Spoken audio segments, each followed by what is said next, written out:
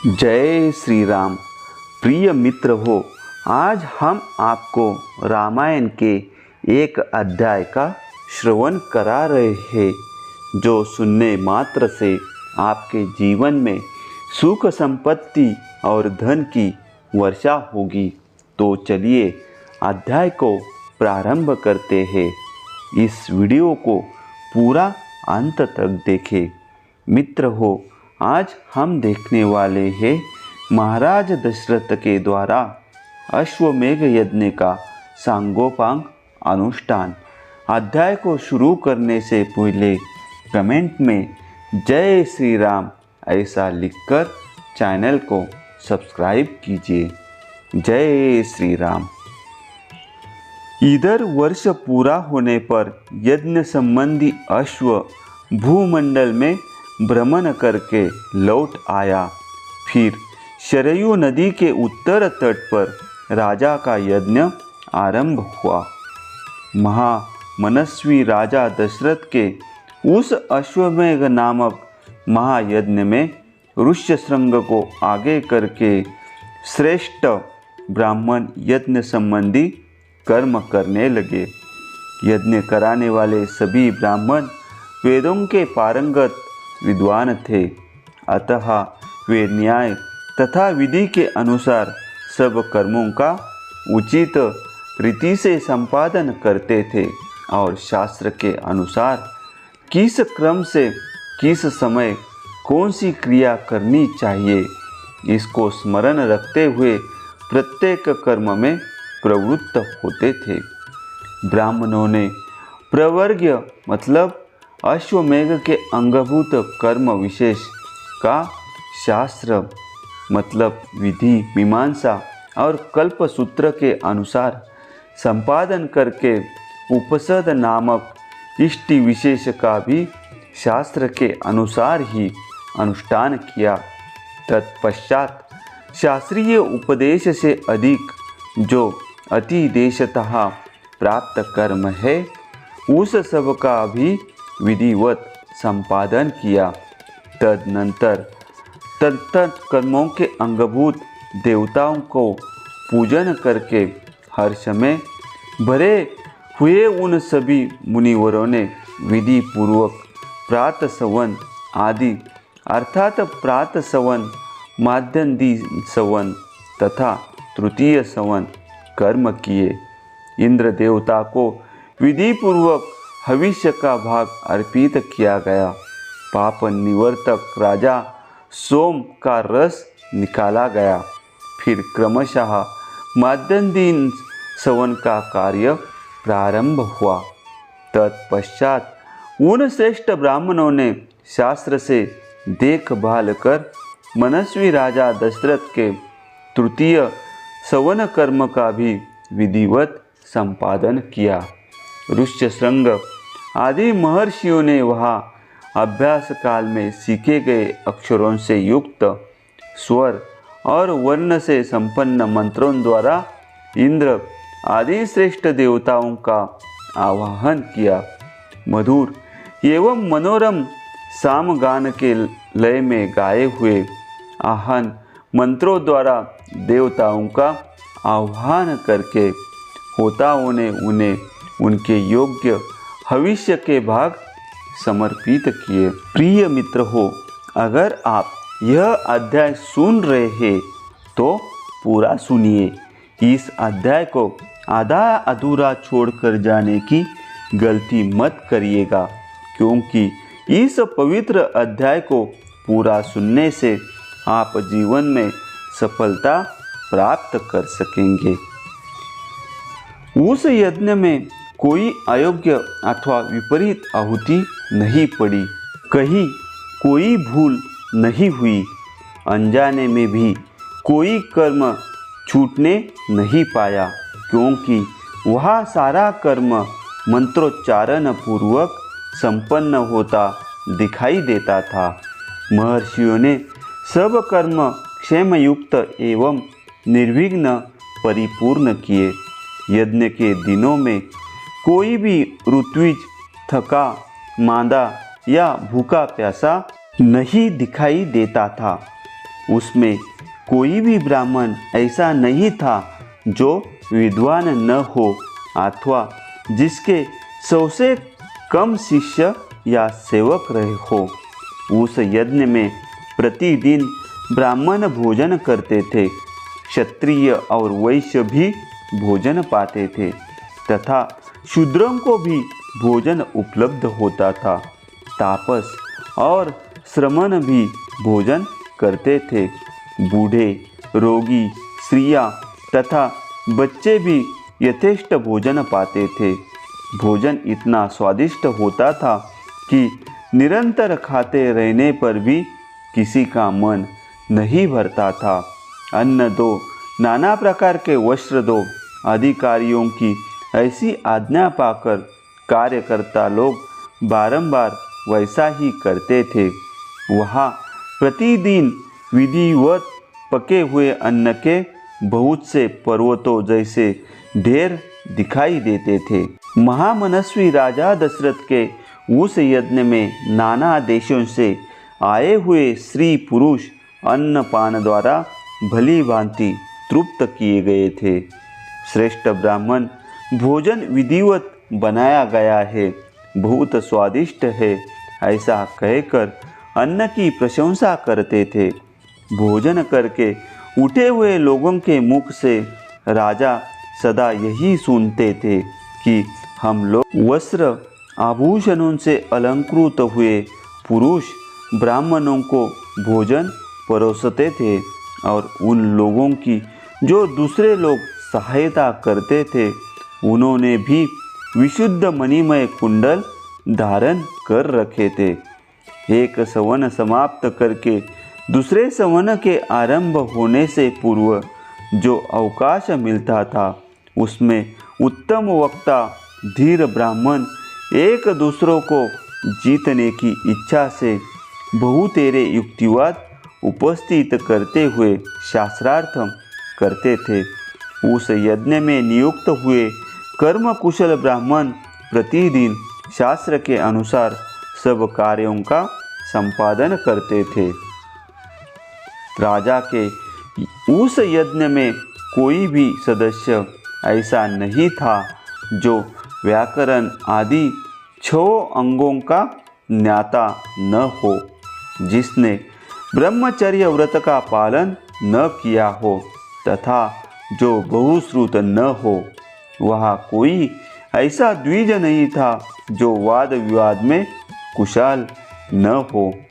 जब यूप खड़ा करने का समय आया तब बेल की लकड़ी के 6 यूप गाड़े गए, उतने ही खैर के यूप खड़े किए गए तथा पलाश के भी उतने ही यूप थे जो बिल्व निर्मित यूपों के साथ खड़े किए गए थे।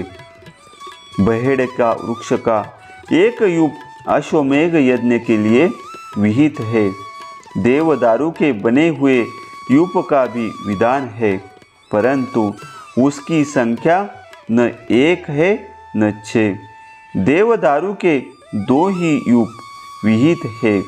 दोनों वही फैला देने पर जितनी दूरी होती है उतनी ही दूर पर वे दोनों स्थापित किए गए थे। यज्ञ कुशल शास्त्रज्ञ ब्राह्मणों ने ही इन सब यूपों का निर्माण कराया था। उस यज्ञ की शोभा बढ़ाने के लिए उन सब में सोना जड़ा गया था। पूर्वोक्त 21 यूप 21 अरंती मतलब 504 अड़गुल ऊंचे बनाए गए थे। उन सब को पृथक पृथक 21 कपड़ों से अलंकृत किया गया था। कारागिरों द्वारा अच्छी तरह बनाए गए वे सभी सुदृढ़ यूप विधि पूर्वक स्थापित किए गए थे। वे सब के सब 8 कोणों से सुशोभित थे। उनकी आकृति सुंदर एवं चिकनी थी। उन्हें वस्त्रों से ढक दिया गया था और पुष्प चंदन से उनकी पूजा की गई थी।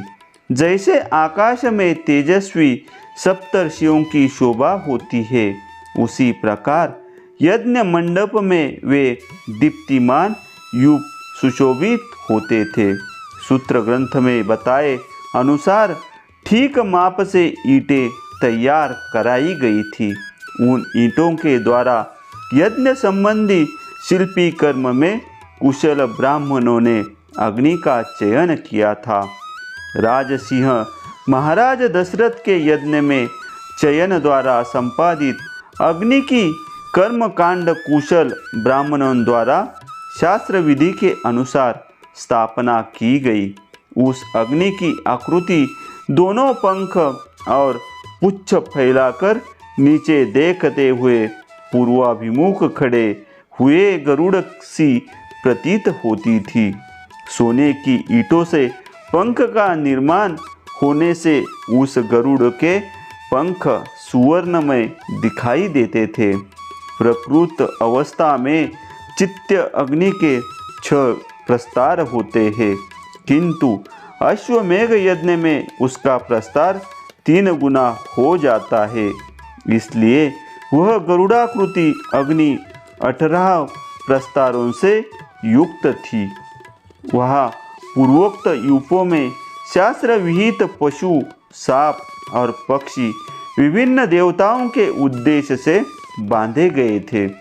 शामित्र कर्म में यज्ञीय अश्व तथा कूर्म आदि जलचर जंतु जो वहाँ लाए गए थे, ऋषियों ने उन सब को शास्त्र विधि के अनुसार पूर्वोक्त यूपों में बांध दिया।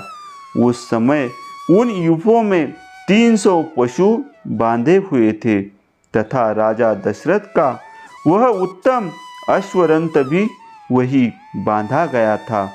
रानी कौशल्या ने वहाँ प्रोक्षण आदि के द्वारा सब ओर से उस अश्व का संस्कार करके बड़ी प्रसन्नता के साथ 3 तलवारों से उसका स्पर्श किया। तदनंतर कौशल्या देवी ने सुस्थिर चित्त से धर्म पालन की इच्छा रखकर उस अश्व के निकट एक रात निवास किया। तत्पश्चात होता अर्धवायु और उदात्ता ने राजा की मतलब क्षत्रिय जातीय महिषी कौशल्या, वैश्य जातीय श्री वावाता तथा शूद्र जातीय श्री परिवृत्ति इन सब के हाथ से उस अश्व का स्पर्श कराया। इसके बाद परम चतुर जितेंद्रिय ऋत्विक ने विधि पूर्वक अश्वकंद के गुदे को निकालकर शास्त्रोक्त रीति से पकाया। तत्पश्चात उस गुदे की आहुति दी गई। राजा दशरथ ने अपने पाप को दूर करने के लिए ठीक समय पर आकर विधि पूर्वक उसके धुएं की गंध को सूधा। उस अश्वमेघ यज्ञ के अंगभूत जो हवनीय पदार्थ थे, उन सब को लेकर समस्त 16 ऋत्विज ब्राह्मण अग्नि में विधिवत आहुति देने लगे।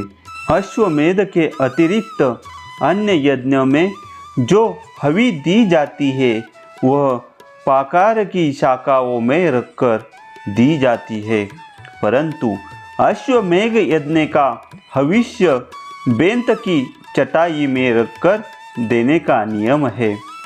कल्पसूत्र और ब्राह्मण ग्रंथों के द्वारा अश्वमेध के 3 सवनीय दिन बताए गए हैं। उनमें से प्रथम दिन जो सवन होता है उसे चतुष्टोम मतलब अग्निष्टोम कहा गया है। द्वितीय दिवस साध्य सवन को उक्त नाम दिया गया है तथा तीसरे दिन जिस सवन का अनुष्ठान होता है उसे अतिरात्र कहते हैं। उसमें शास्त्रीय दृष्टि से विहित बहुत से दूसरे क्रतु भी संपन्न किए गए। ज्योतिष्टोम आयुष्टोम यज्ञ 2 बार, अतिरात्र यज्ञ 5वां अभिजीत, 6ठा विश्वजीत तथा 7वें 8वें आप्तोर्याम, ये सब के सब महाक्रतु माने गए हैं जो अश्वमेध के उत्तर काल में संपादित हुए।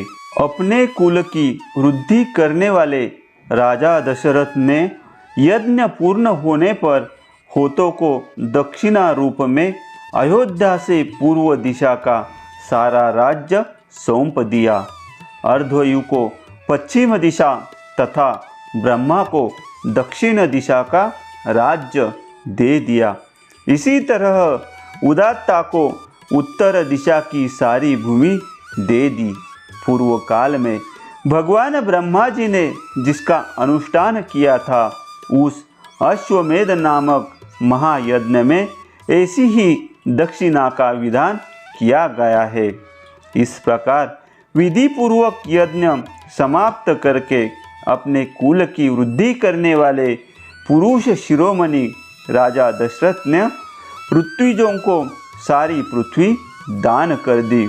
यो दान देकर इक्ष्वा कुकुल नंदन श्रीमान महाराज दशरथ के हर्ष की सीमा न रही, परंतु समस्त ऋत्विज उन निष्पाप नरेश से इस प्रकार बोले, महाराज अकेले आप ही इस संपूर्ण पृथ्वी की रक्षा करने में समर्थ है, हम में इसके पालन की शक्ति नहीं है, अतः भूमि से हमारा कोई प्रयोजन नहीं है। भूमिपाल हम तो सदा वेदों के स्वभाव में ही लगे रहते हैं। इस भूमि का पालन हमसे नहीं हो सकता, अतः आप हमें यहाँ इस भूमि का कुछ निष्क्रिय मूल्य दे दे। नृपश्रेष्ठ मणि, रत्न, सुवर्ण, गौ अथवा जो भी वस्तु यहाँ उपस्थित हो वही हमें दक्षिणा रूप से दे दीजिए। इस धरती से हमें कोई प्रयोजन नहीं है। वेदों के पारगामी विद्वान ब्राह्मणों के ऐसा कहने पर राजा ने उन्हें 10 लाख गौवें प्रदान की, 10 करोड़ स्वर्ण मुद्रा तथा उससे चौगुनी रजत मुद्रा अर्पण की। तब उस समस्त ऋत्विजों ने एक साथ होकर वह सारा धन मुनिवर ऋष्यशृंग तथा बुद्धिमान वशिष्ठों को सौंप दिया। तदनंतर उन दोनों महर्षियों के सहयोग से उस धन का न्यायपूर्वक बंटवारा करके वे सभी श्रेष्ठ ब्राह्मण मन ही मन बड़े प्रसन्न हुए और बोले, महाराज इस दक्षिणा में हम लोग बहुत संतुष्ट है। इसके बाद एक प्रचित्त होकर राजा दशरथ ने अभ्यागत ब्राह्मणों को 1 करोड़ जाम्बूनद सुवर्ण की मुद्राएं बांटी। सारा धन दे देने के बाद जब कुछ नहीं बच रहा, तब एक दरिद्र ब्राह्मण ने आकर राजा से धन की याचना की। उस समय उन रघुकुल नंदन नरेश ने उसे अपने हाथ का उत्तम आभूषण उतार कर दे दिया। तत्पश्चात जब सभी ब्राह्मण विधिवत संतुष्ट हो गए, उस समय उन पर स्नेह रखने वाले नरेश ने उन सबको प्रणाम किया। प्रणाम करते समय उनकी सारी इंद्रियां हर्ष से विहल हो रही थी। पृथ्वी पर पड़े हुए उन उदार नरवीर को ब्राह्मणों ने नाना प्रकार के आशीर्वाद दिए। तदनंतर उस परम उत्तम यज्ञ का पुण्य फल पाकर राजा दशरथ के मन में बड़ी प्रसन्नता हुई। वह यज्ञ उनके सब पापों का नाश करने वाला तथा उन्हें स्वर्ग लोक में पहुंचाने वाला था। साधारण राजाओं के लिए उस यज्ञ को आदि से अंत तक पूर्ण कर लेना बहुत ही कठिन था। यज्ञ समाप्त होने पर राजा दशरथ ने ऋष्यभंग से कहा, उत्तम व्रत का पालन करने वाले मुनीश्वर, अब जो कर्म मेरी कुल परंपरा को बढ़ाने वाला हो उसका संपादन आपको करना चाहिए। तब द्विज श्रेष्ठ ऋष्यशृंग तथास्तु कहकर राजा से बोले, राजन आपके 4 पुत्र होंगे जो इस कुल के भार को वहन करने में समर्थ होंगे। उनका यह मधुर वचन सुनकर मन और इंद्रियों को संयम में रखने वाले महामना महाराज दशरथ उन्हें प्रणाम करके बड़े हर्ष को प्राप्त हुए तथा उन्होंने ऋष्यशृंग को पुनः पुत्र प्राप्ति कराने वाले कर्म का अनुष्ठान करने के लिए प्रेरित किया। इस प्रकार रामायण का यह अध्याय समाप्त हुआ। मित्र हो, अगला अध्याय सुनने के लिए चैनल को सब्सक्राइब कीजिए और कमेंट में लिखिए जय श्री राम।